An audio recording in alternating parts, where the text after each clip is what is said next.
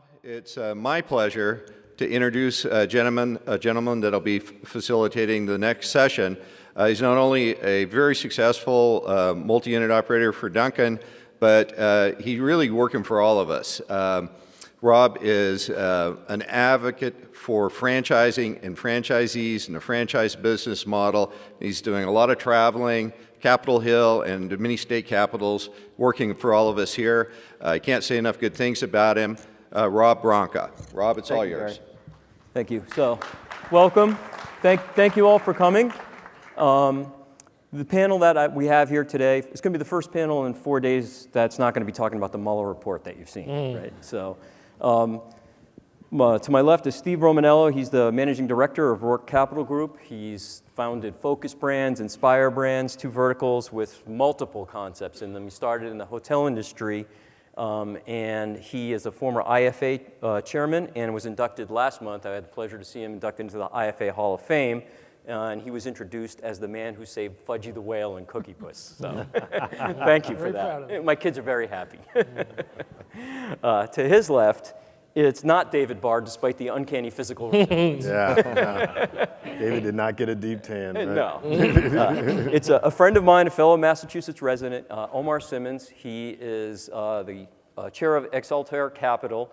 He has a long history, done billions of dollars worth of transactions in our space and in other spaces, and is also a very large multi-state Planet Fitness franchise owner and investor.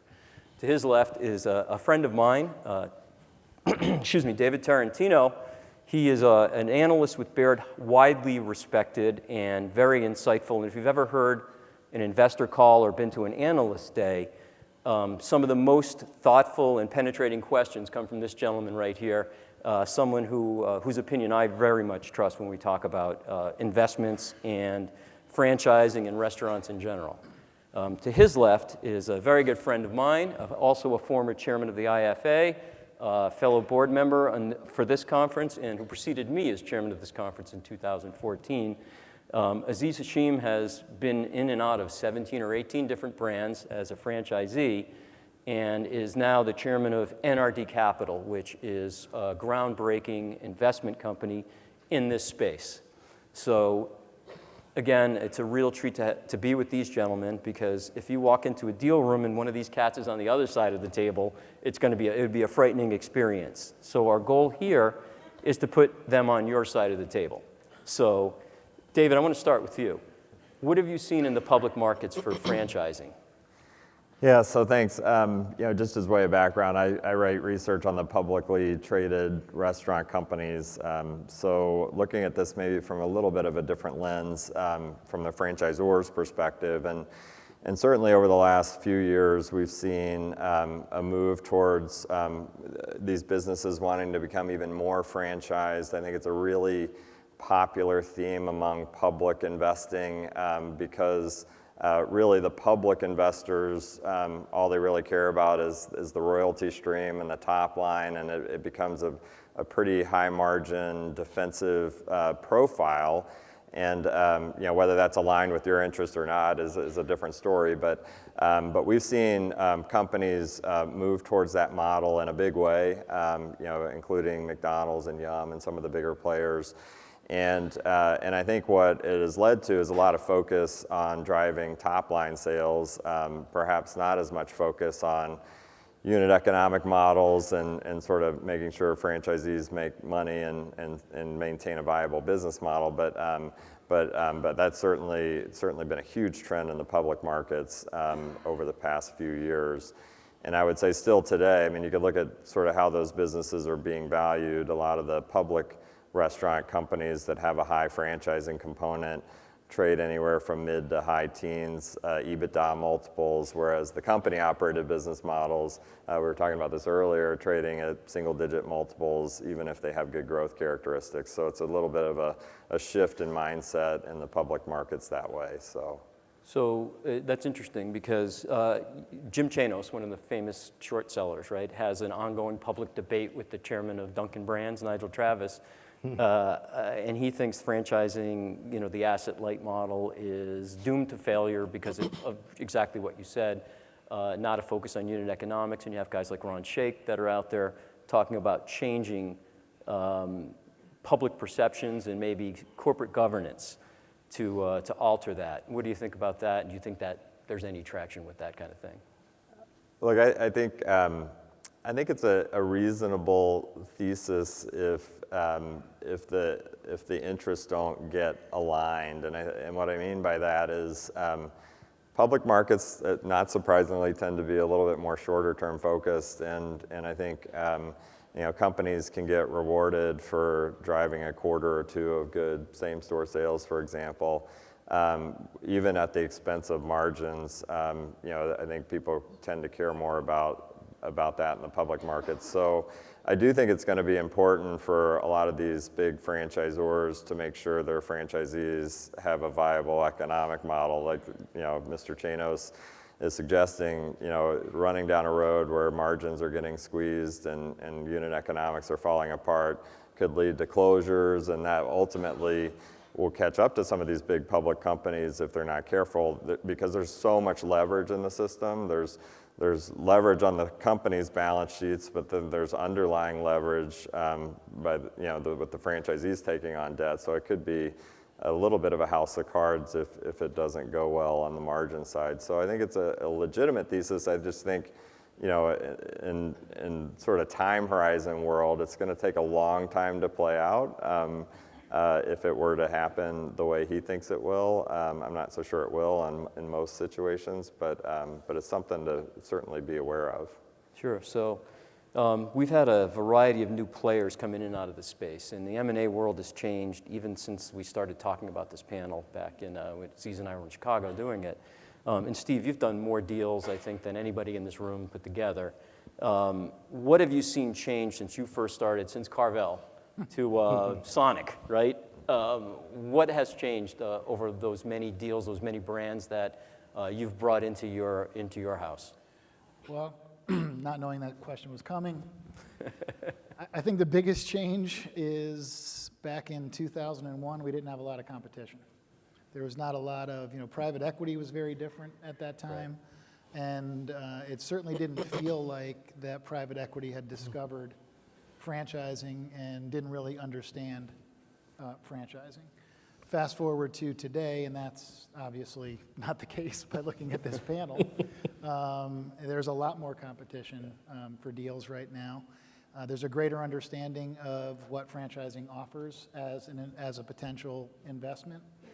I would also say that underlying in the franchise business, there is a greater level of sophistication among the franchisees, which makes the dynamic from an investment standpoint very different.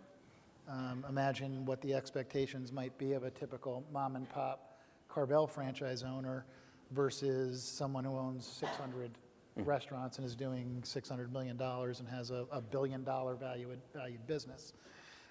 Those are two pretty significant changes in the overall market. And the other one that has really been pervasive everywhere is the technological aspect of how the market has changed, how technology has to be an enabler to success going forward, and what that means for the franchisor, particularly in cases where you don't own a lot of the assets and therefore don't have a lot of the revenues, believe it or not.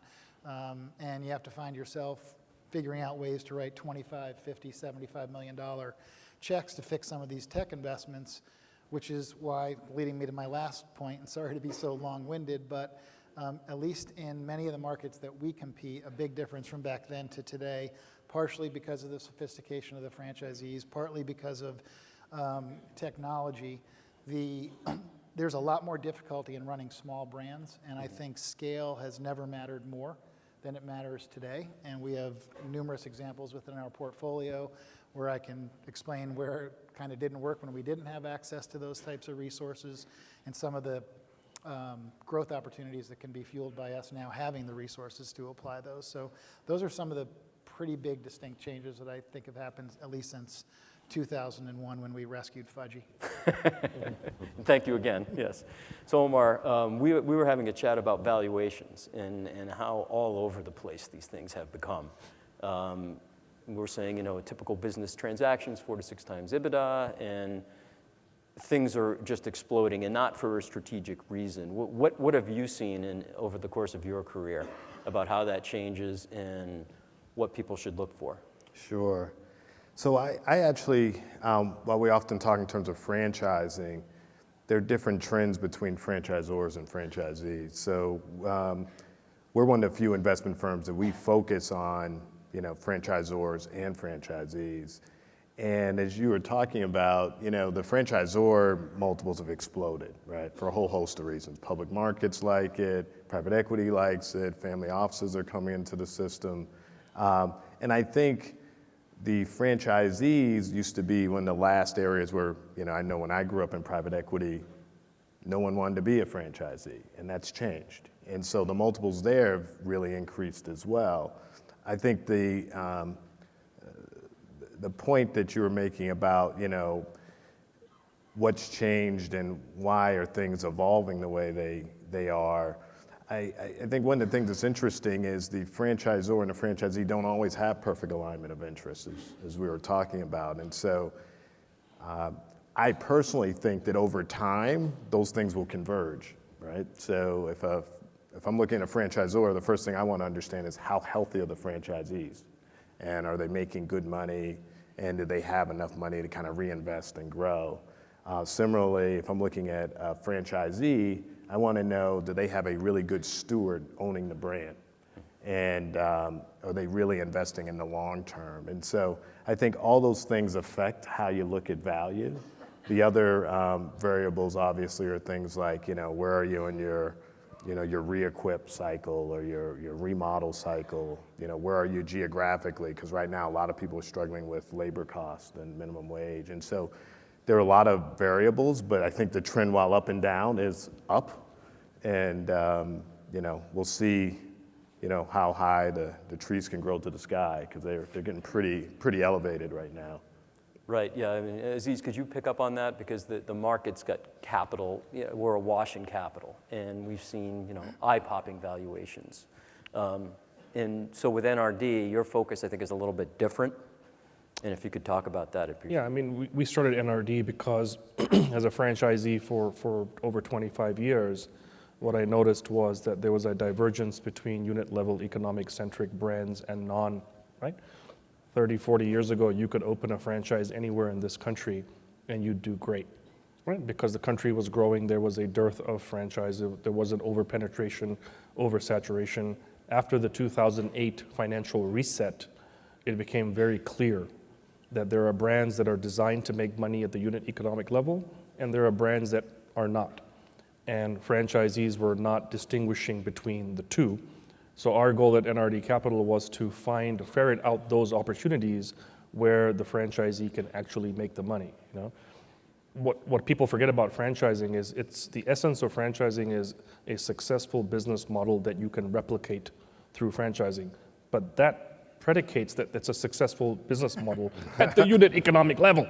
You've got to make money. What we found is it's pretty easy to replicate, even if it's not successful. And we won't mention names here on this panel because it's probably being recorded, but history is littered with a number of high-profile franchisors that actually did not make any money at the unit economic level, and franchisees were taken for a big ride, and in many cases losing their life savings and all that, right? So that was the essence. Then fast forward and we get today, and we find that it's harder to find brands that have good unit economics, and therefore how do you ferret these out? Remember, the world of franchising is not that big.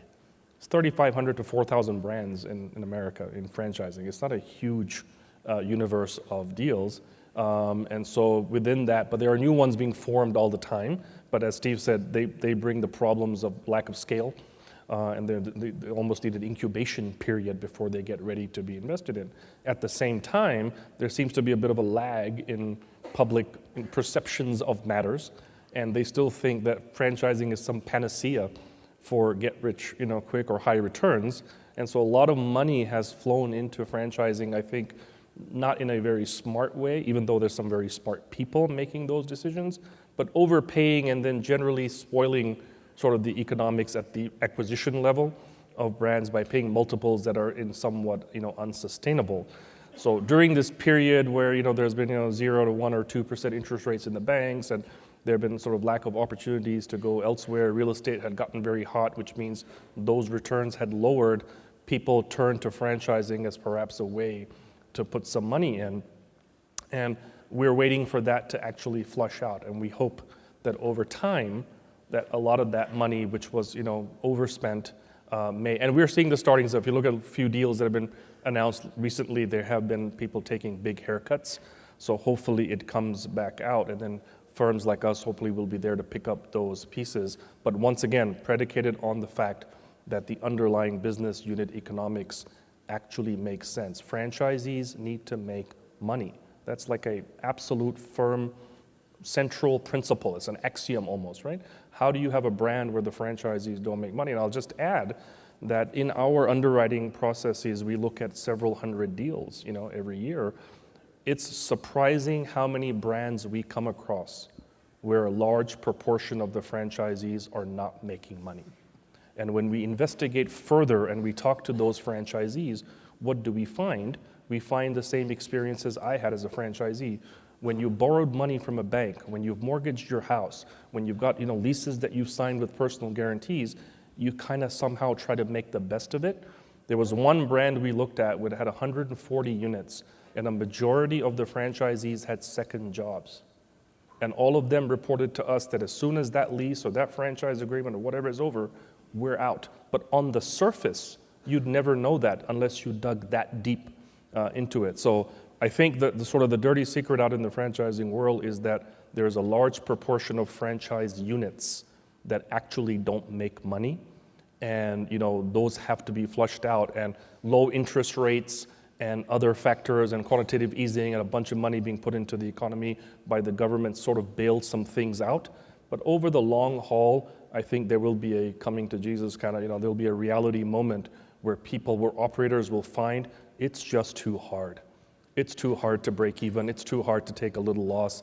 I got to shut this thing down and move on. And that, I think, will be the day of reckoning where maybe some things correct. But until then, patience is the order of the day.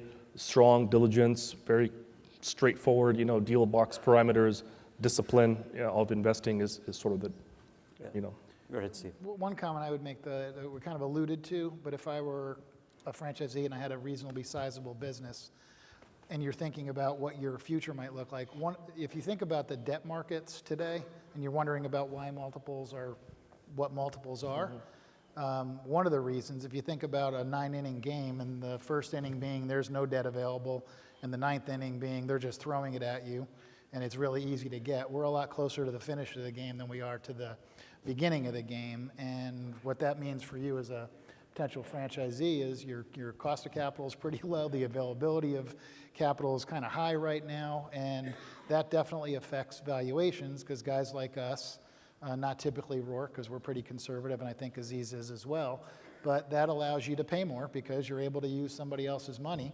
And that is, in my view, that is absolutely driving some of the increased valuations in the private markets right now in particular.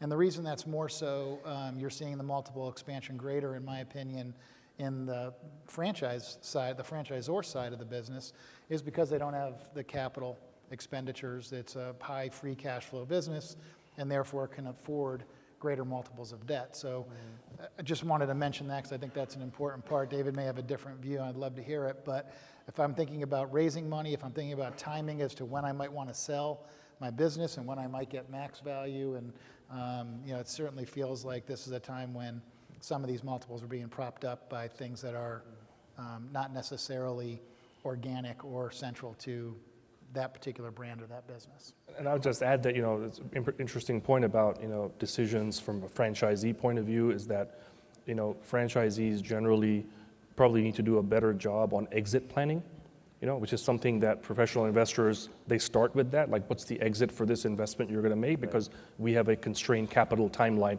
maybe short or maybe long, but there's an end. You can't keep someone's money forever. A lot of times in franchising, my experience was that franchisees are not as tuned into what happens next, even if that means handing it off to your kids or your family or succession, but do you have some view of where this is going while you're building and adding, like what's the end game here?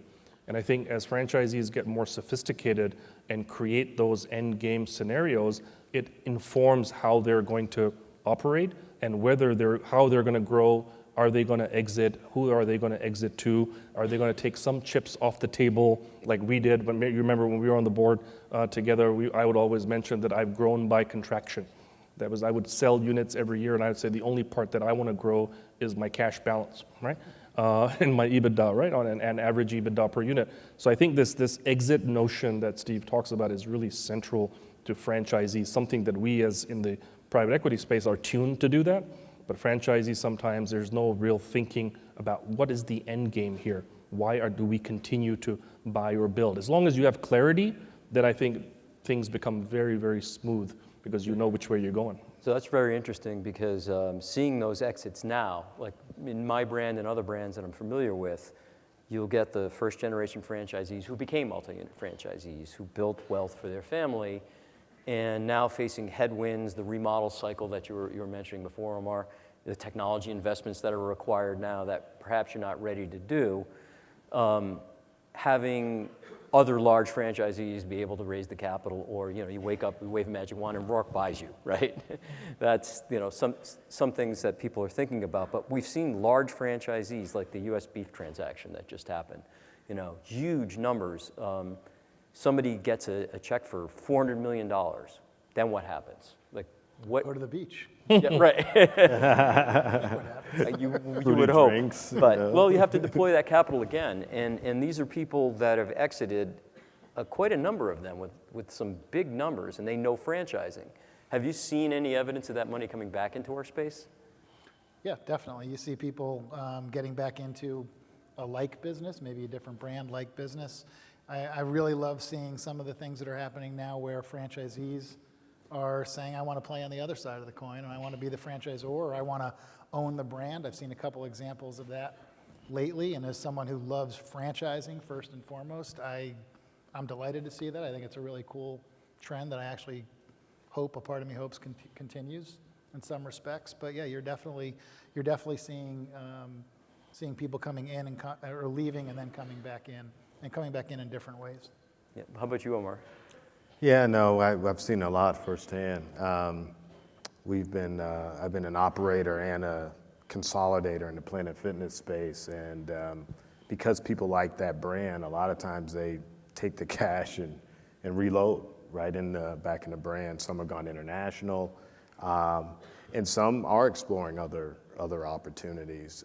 But I think it's almost like once you kind of crack that code, like I understand how to operate a franchise business, they'll be attractive to other franchise brands, and they have capital. I mean, one of the things you mentioned, Steve, was the importance of scale as a franchisor. I think we're going to see that increasingly as a franchisee as well.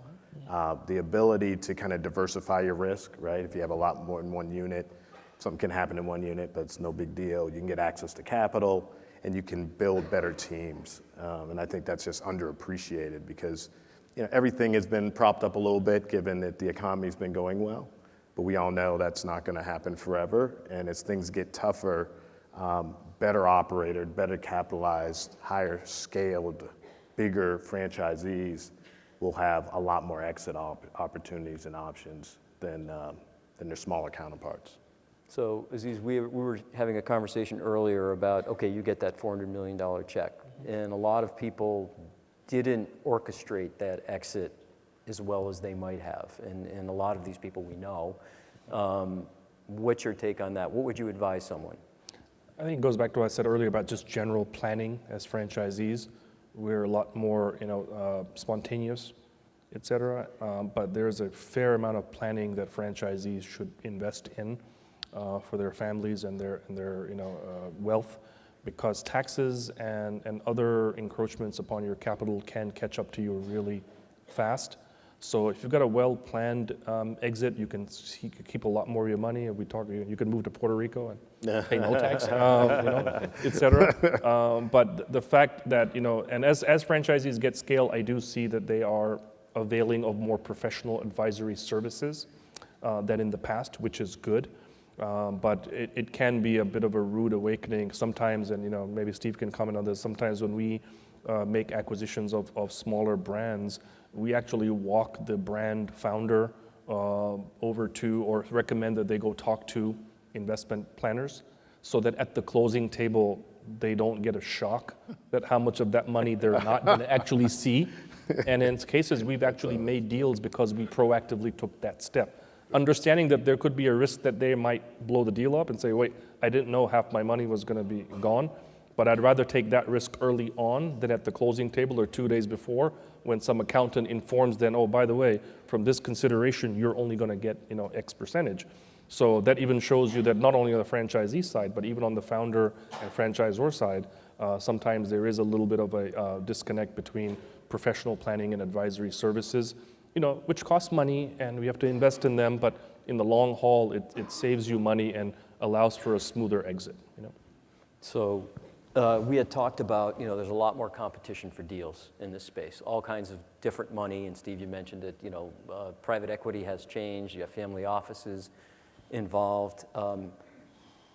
How is that competition helped or hindered the way you look at deals?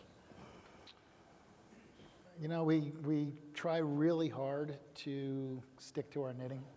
So in terms of our diligence of deals, I think we've gotten smarter over the years just because we've had more experiences. But as Aziz was saying earlier, staying disciplined.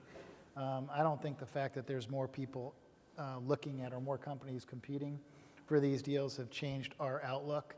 Fundamentally, we're looking for things that we think we can grow together with the management team and together with our partner. And there's a lot of things that go into something that is growable. You could have something like one of our investments was a really a poorly performing company that there was really not a lot of competition for, but we thought there was a path to making it a growth company. Went through our process. That was back in 2010 or 11. And now we've just gone through with Jamba Juice and Sonic and Buffalo Wild Wings and some things like that. I would say our process is a bit more sophisticated because hopefully we've learned something over the last 10 years, but not really altogether that different. And even when we've been raising additional capital from our investors, we've been kind of saying the same thing. We kind of like what we're doing. We like the way we're doing it. We've been getting pretty good results, so we're going to just kind of keep doing it the same way. How about you, Omar? Yeah, I think for me the question is always, is it sustainable, right? So you pay a going in multiple, but you have an assumption about what your going out multiple is going to be. And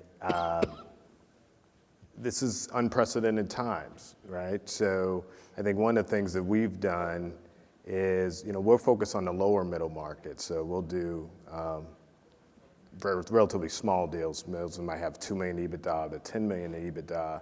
And one of the benefits of competition is we feel pretty confident there'll be a takeout, right? That there'll be some PE firm, if we professionalize it and grow it, or some family office, that if we create something of value, we'll be able to exit. That said, we thought we were smart, but we're not the only people trying to do that, right? And so even those multiples get elevated. So I think the short answer to your question is there is more competition. I think it's probably going here to stay because it's a great business model and it's a franchising in general. But as Aziz said, there's a little bit of extra hype right now because I think some of the newer money just doesn't appreciate the fundamentals of the unit economics. Again, as the franchisee doesn't have a sustainable path to making money on a consistent basis, it's surprising to me how many people still think it's interesting. We were talking about how you do work at the public markets. They just see same store growth and they're like, oh, everything's going great. They don't have any window into, is the franchisee making any real money? And that's just fascinating to me when that's the core thing that they're investing in. Right. What's interesting in that is, the public companies aren't really good at disclosing that information. We have to sort of try to piece it together by talking to folks like you to understand what's really going on, because the companies, they report their P&L and they disclose very little about your P&L. And that's the scary thing. I mean, there's only kind of a few companies that do a really good job at that, and you know, so you're kind of investing in something without full knowledge, to be honest. Right, and there are some brands that don't even collect P&Ls from their franchisees, which is, we've had that conversation. Oh, yeah. We've looked at a few of those. Right Right? now, when I was a franchisee for 20-something years, many of the brands I was a franchisee of were acquired. And in many cases, I was one of the largest franchisees of the system and was never pulled or called by the acquirer as to accept always exceptions. No, but I was one of those. Yeah. They never did it before we bought the company. Yeah, I think I was the largest Moe's franchisee at the time we bought Moe's. We had about 9% of That's the the system. smart money. Yeah, right. Yeah, and you know, it was really fascinating to me how they would make acquisitions of a franchise company without talking to a franchisee, and perhaps the largest franchisee, perhaps the chairman of the franchisee advisory council for that brand. But that's how deals did, and you know, and sellers, you know, probably very cleverly kept the buyers away from their franchisees so as not to disclose any skeletons in the closet, and because there's so little information available about the franchisee health. A lot of franchisors, I think, I'll make a controversial statement here, don't want to collect franchisee P&L because they honestly don't want to know. That's right. Because once you know, you have an obligation. That's right. If you find out 20-25% of your franchisees are not doing so hot, they kind of have a claim against you that it's not like you didn't know. Now, that's speculation on my part, but I would say that has something to do with keeping that arm's length about, hey, you know, whatever, as long as you're paying your royalties, we're going to kind of stay away from you. But as we discussed earlier, your royalties might be 4 or 5%. It's actually one of the smallest parts of your P&L. You can continue to pay royalties for actually a very long time before your business fails. And I don't think an aging report on royalty is the perfect proxy for the health of a franchise system, quite honestly. I don't think that's how it works, you know. So I would say that, you know, people who have made unwise, as Omar says, decisions and who are not the true sort of franchise expert investors, I hope that will flush out in due course so that those who know how to invest in franchising correctly are left standing. Until then, as Steve said, you know, discipline is the name of the game. Stay the course. There might be times where you don't get as much deal flow as you would like, or you don't want to pay as much as an uninformed buyer is perhaps willing to pay, but you just have to wait until this thing kind of shakes out. I would also add that the days of financial engineering in franchising, I think, are about over. It's all about operations now. The quality of the franchisee, the quality of the operator is paramount today. And you know, I don't think just pure spreadsheet analysis and you know, all kinds of manipulations of, you know, the cap structure and all that are going to get you to a return in the future. Now it's all about operations. With the labor market being what it is, with the impact of rising costs and technology and all that, brands with superior operators will be worth more.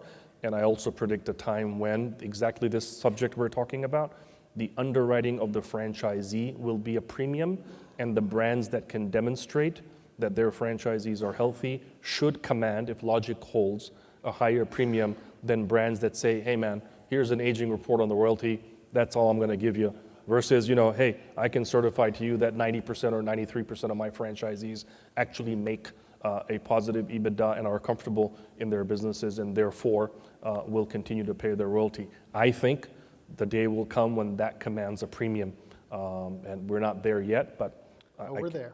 yeah, we're almost there, right? Yeah. We're there to the point where when you can validate that. Yes. Right. And Yeah. it's not necessarily When you can immediately validate, yeah, obvious, yeah, but you know, when you can validate it, Yep. there's no secret sauce. I'm sure if we're in the same Yeah. deal you're in, Yeah, yeah. you're going to ask the same questions we're asking. You're going to figure it out. No, what I was, yeah, no, but I was saying is that brands will realize that collecting that data So I do think- proactively. I do yeah, think the better yeah, companies will do yeah, that. yeah. But as soon as it's discovered, that is the beginning and the end of franchising is the unit level Yep. economics, and everything emanates from there and is affected by that clearly. So when guys like Aziz and I see a system with really good unit level economics, we get really excited. And when we get really excited, but it also means lenders are getting excited. And again, it all kind of comes back to what you might have an expectation for exit. Yeah, that's interesting what you say about the royalty collections receivables, because that comes out of every Tuesday it just goes. So I have no choice but to be 0 days behind. Exactly. And even systems that aren't as mature as Duncan is, That's the first bill. That's always on the top of the stack. Take it off the top. I Yeah. mean, what choice do you have? You have to pay that because you lose your business. You know, you can maybe get by with taxes or rent, that kind of thing. But yeah, hard pass if that's the only information you have. So if you're looking at a deal and you're not getting that information, you're not talking to the franchisees, how prevalent is that really? Because that boggles my mind that there would be brands that would not let you talk to their franchisees, peer into their unit economics. Well, I mean, look, Go ahead. go ahead. Anybody? I mean, I would say, look, there are good reasons sometimes. I mean, you don't want to ruin a process by having too many people talk. I mean, you can imagine what the impact of confidentiality would have, right? I mean, so you got to be careful. If you've got a sale process as a brand and you've got 5, potential bidders, you can't just open it up and let everyone talk to everyone, right? So I think there is some wisdom in controlled access, but I think it certainly should be sort of a condition or a final validation. I think we're at a bit of an advantage at NRD Capital in that, we're a franchisee-centric fund and are able to, in some ways, cobble together information, both historic and through other sources, and even piece it together ourselves because we have enough knowledge about, how things should be working. So I think we have a slight edge, not that other brands couldn't do the same thing, but I think as franchisees at the core at our fund, we're able to kind of, get a pretty good read on what the unit level P&L might be for the brands and where the break-even points might be. Because what you do get in a sales process is you do get sales bands, right? You get the sales of each unit and you get where the cutoffs are, and you can quintile them or quartile them, and you could try to find where you think the break points might be and what percentage of franchisees perhaps might be in trouble, et cetera. So I think there are ways of getting around it even if you don't have access. But to both Steve and Omar's point, you got to have some sense of how franchising works to even start there, to even not get fooled by an average unit volume. Say, hey man, average unit is great, but if you've got 10 units doing 4 million and 30 units doing 1 million, well, that average ain't gonna give you much information, right? So how do you slice it? How do you dice it?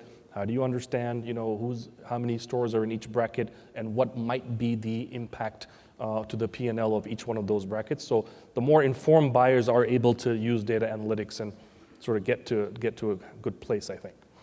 Well, and I was just going to say, I think it's not just economics, but attitude and culture of the system, right? So if you look at the economics, sometimes they don't have the data, or they have the data, and you can't tell if the franchisee's boat is in the P&L or if there's other things going on.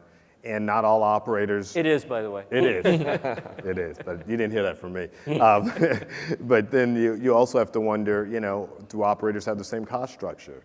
And we were talking about this, and a lot of businesses operating in California is categorically different than Iowa, right? The cost structure is just really different. So you don't usually have perfect information, but I think that's only part of the story. I mean, for me, the attitude of the franchisor towards the franchisee and vice versa is critical, right? Are you sensitive to whether or not the franchisee is making money? And then from a cultural perspective, things change. We're in dynamic businesses. So is there a link between the franchisor and the franchisee? I think the franchisor has a wonderful perspective that's long-term and says, look, I gotta manage this brand. I have to have consistency. That matters. The franchisee has a wonderful perspective because they're on the ground. And if the two aren't working well together, you could see all sort of sparks flying. I mean, you've been a part of the Duncan system. There's times where, as I understand it, you guys are getting along great. There are times where maybe you didn't get along so great, right? And True. The whole system can't operate. So there is this mutual dependence. And as I think everyone said on this panel, inevitably those multiples should be somewhat correlated, but they're not always because of this difficulty in getting information. And if someone's sinister, they can actually hide some things. And that's the part that makes it difficult. I'll tell you a story about that since Therese has mentioned stories are very important. And when I was a Moe's franchisee, how I met Steve Romanello is he became my franchisor because Rourke purchased Moe's, and he briefly was president and CEO of Moe's, and he was the only franchisor ever that begged me to close a store down. Wow. Right, for my own health. I had 9 stores, and one of them was just a bad deal. We knew right from the get-go this was a bad opening. And as an operator, like, we think we can fix anything, right? Exactly. And so he called me into his office. He goes, "Man, I'm telling you, I'm not going to charge you liquidated damages. This is just not good for you. You need to close that store down." And I never forgot that example, because that is an example of what Omar says is when you've got a healthy system, is when there's some alignment between, he knew, and it was not only good for me, but it was good for Moe's, because that store was bringing me down. Right? So that loss, which was like some ridiculous number at that time, 10, 15 years ago, of 100, 120,000 a year, we're losing 10 grand a month. That just can't be healthy for our business.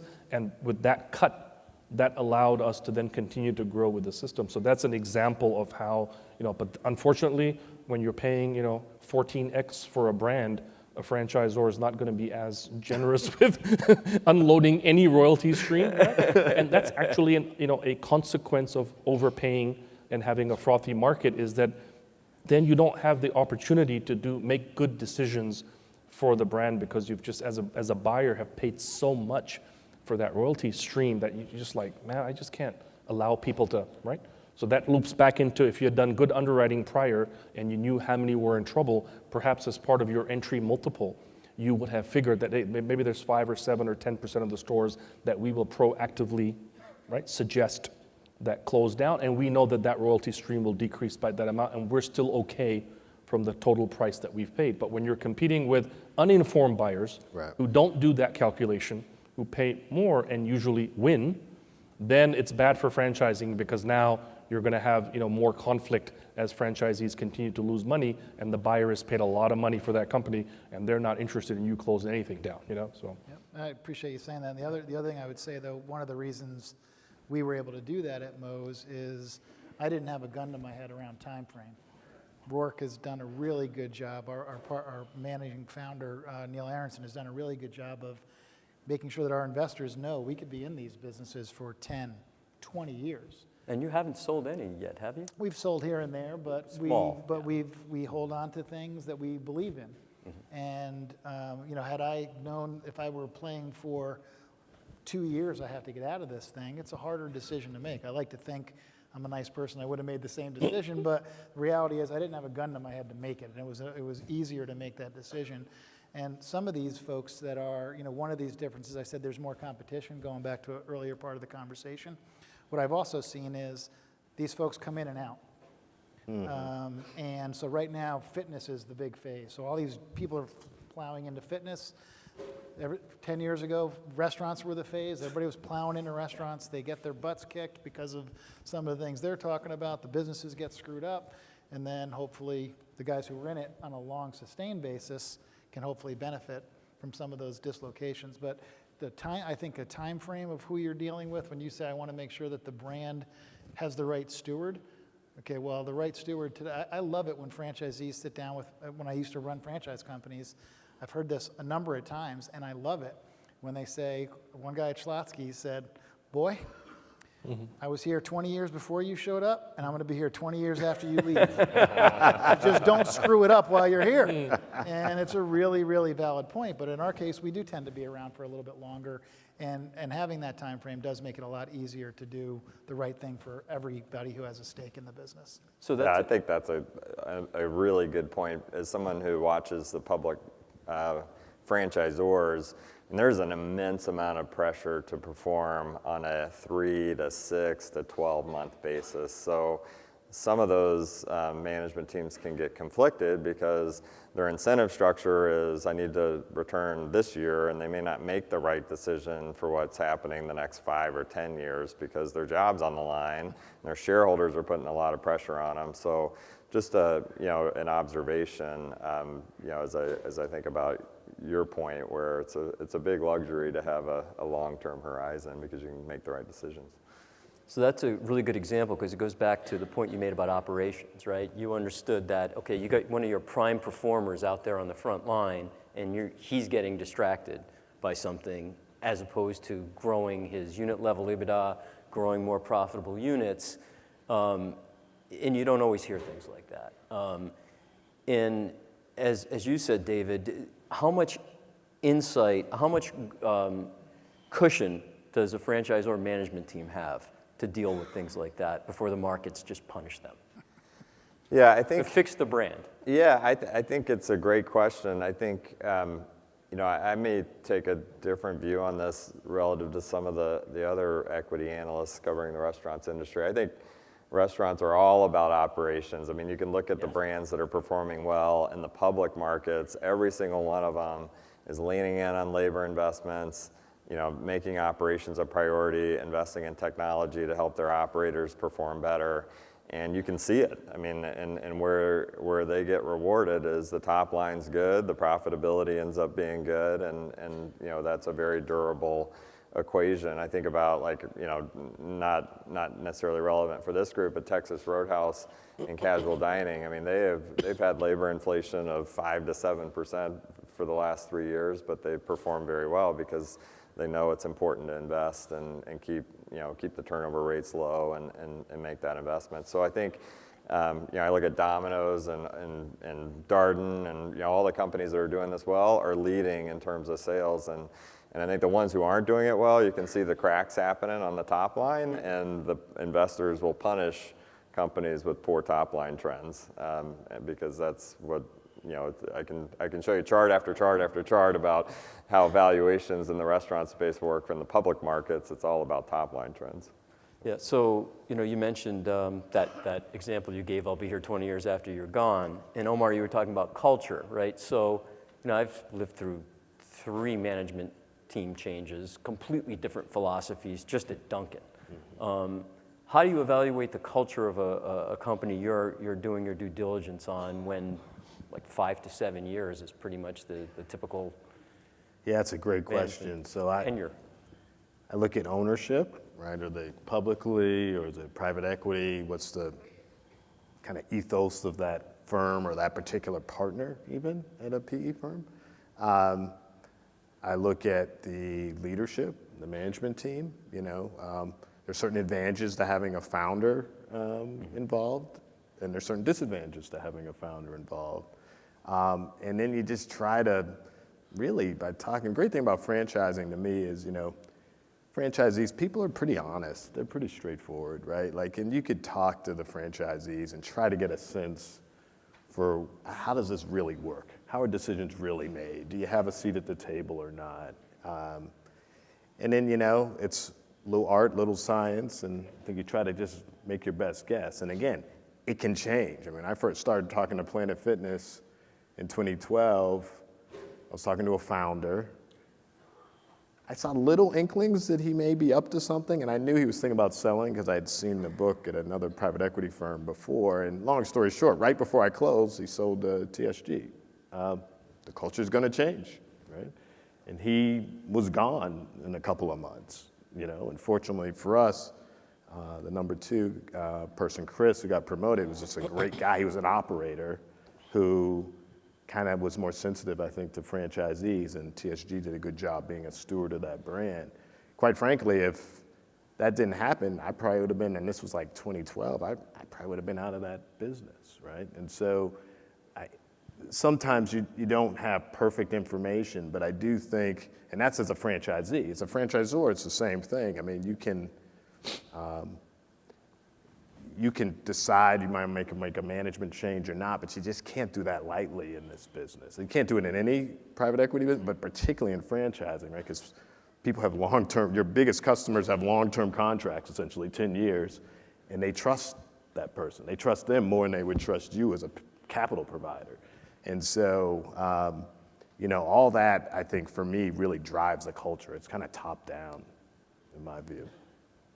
I would agree. I think the FDD, which many of us think is a useless document, actually can have some nuggets of wisdom in it. For example, you look at the first section with lawsuits, right? What are the nature of the conflicts between the franchisees and the franchisor? And you can discern, when there are disputes, what type of disputes are they actually having? Number 2, where is the growth coming from? What percentage of growth is coming organically from existing franchisees versus new franchisees? If existing franchisees are truly happy, why are they not opening new units, right? That's another area that you can look into.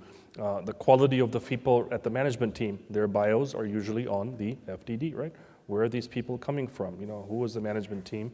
How have they, what has been their historical background in the business? Are they sort of, less operationally focused or, more financially focused? That'll give you some, some inklings as well. And then, the ultimate test of culture is when things go bad. When everyone's making money, it's all fun and games, but when things are not going well. So one of the questions we always ask franchisees who've been around for, like the Schlotzsky's guy for 20 years is, in the 20 years, when things went south, what was the attitude of the brand? What was their view, right? When things are bad, it's usually all operations. And when things are good, it's all the franchisor. And I'm the franchisor now, so yes, I agree. When things are going good, we're doing a great job.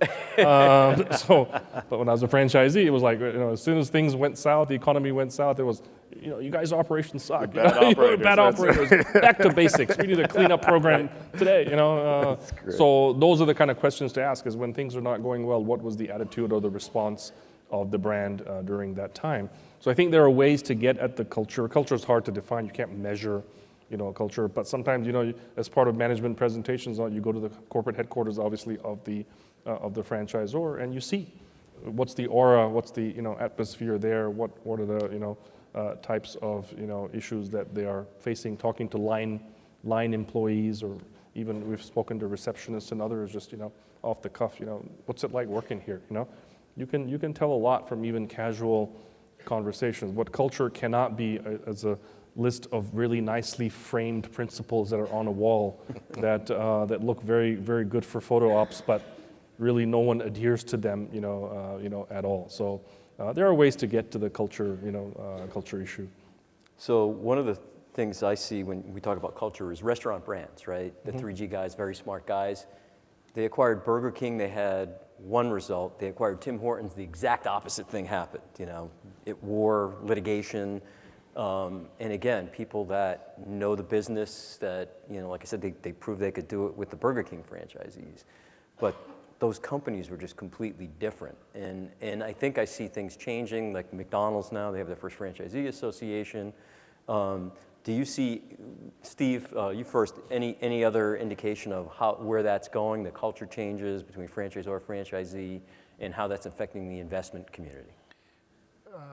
Well, I think a lot of the topics we've touched on, higher level of sophistication of the franchisees, higher levels of expectations, more pressure on the franchisors. They've loaded up on debt and things of that nature. I think there's some real potential issues that are out there.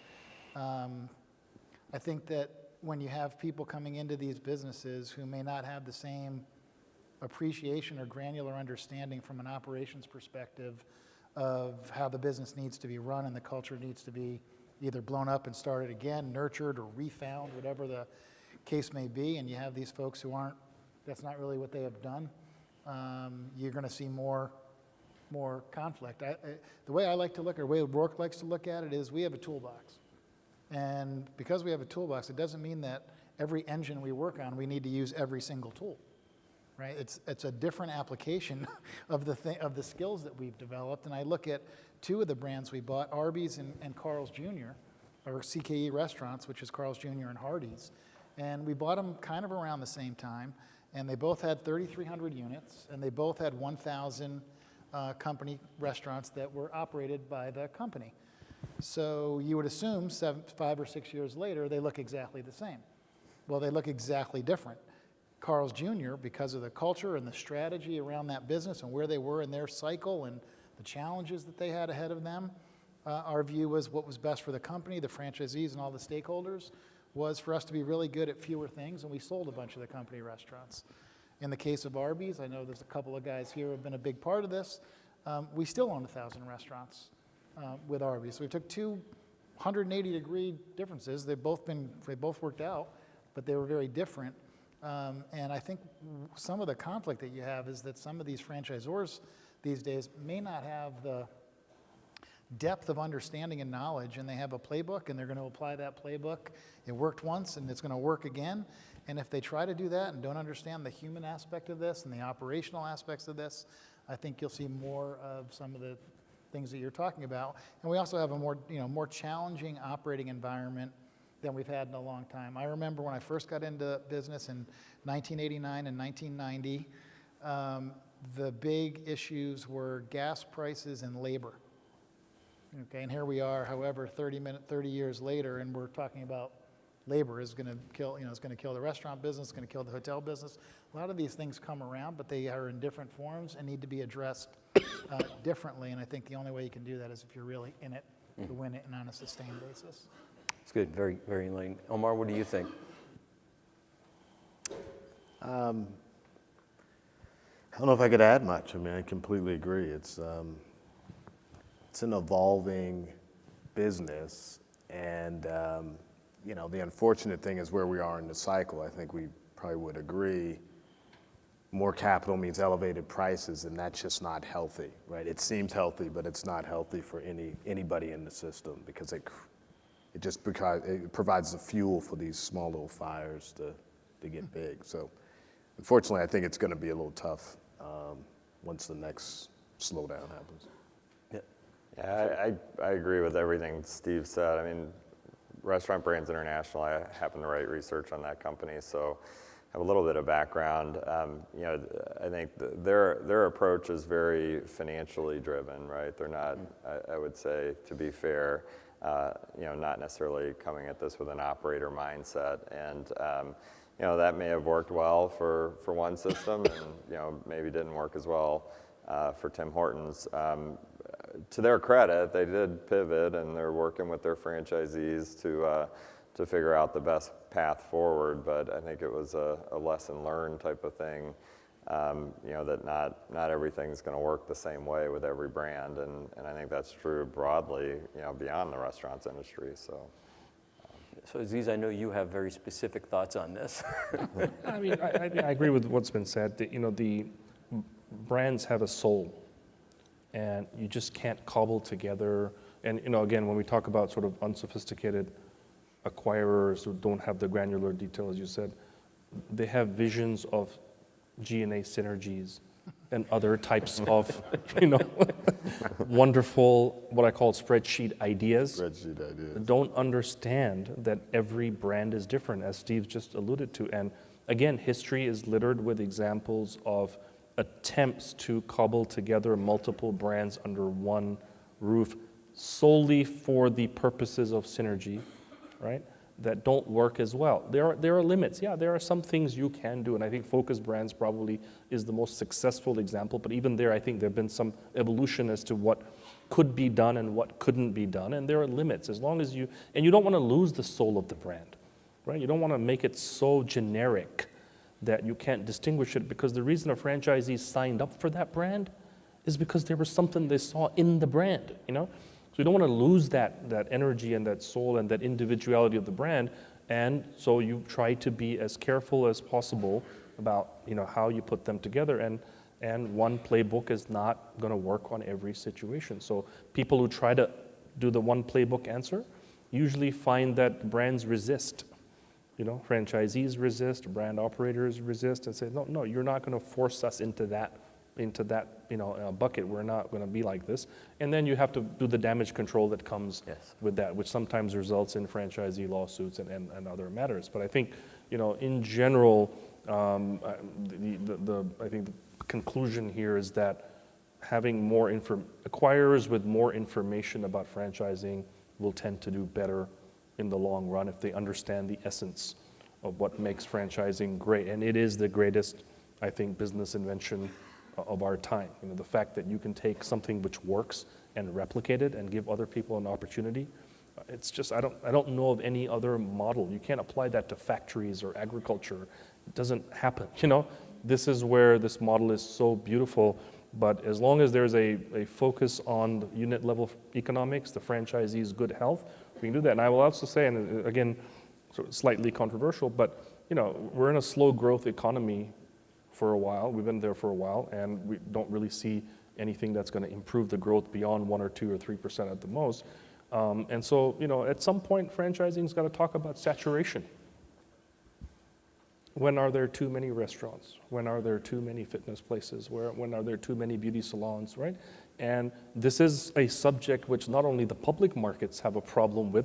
Which public market CEO is going to get on an investor call and say, well, we think there are enough of our brand in the world, you know, You want your stock to right? go down, you'd say that. But even in the private side, right? I mean, the private equity people are not in the business of telling their investors that, oh, you know, we've maxed out growth here. We have a better chance because as long as we've taken it to some level. But then you get an exit problem, like who's going to be the next person to buy it and what are they going to do with it? But at some point, you get to unit level saturation in America, and that will also create a turning where things close down and they are replaced with better models of you know, what it is. But just go growth for the sake of growth, opening to post numbers, units to just post unit growth numbers at the risk of franchisees losing their life savings. I mean, that's a problem, man, you know? And so brands that are just too aggressive on that front, I think they're doing a bit of a disservice to, you know, to their franchisees and to the good name of franchising by pushing for, and we have examples that are not too hard to state if we wanted to state them about brands that have gone too far down a growth model way past saturation, you know. So I think that's another issue that maybe Steve can, you know, elaborate. Yeah, one other thing I was just going to note as you're thinking about associations forming, and because I think that was the initial, we caught you off track, but I think that your initial question was on. The one other thing that I've noticed which strikes me as being really interesting is sometimes these private equity firms or investors come in, they find something, they like it so much that they're willing to pay an outsized multiple for it, and then as soon as they get in there, they're smarter than everybody else. Oh, yeah. Right, the smartest kind Oh, of. yeah. It just cracks me up that you just paid so much money for this, which would normally be an indication you liked what you saw, yet you come in and now you're smarter than everybody else. And you know, I think that also is a contributing factor when you start seeing these associations and some of these formations occurring relatively soon after an ownership change. I would say that is oftentimes a contributing factor as well, just Okay. lack of humility. Well, I want to thank you all for coming. We are out of time now, and I want to thank this panel for sharing their insights. Thank you very much. Thanks, Steve. Great job. Appreciate it.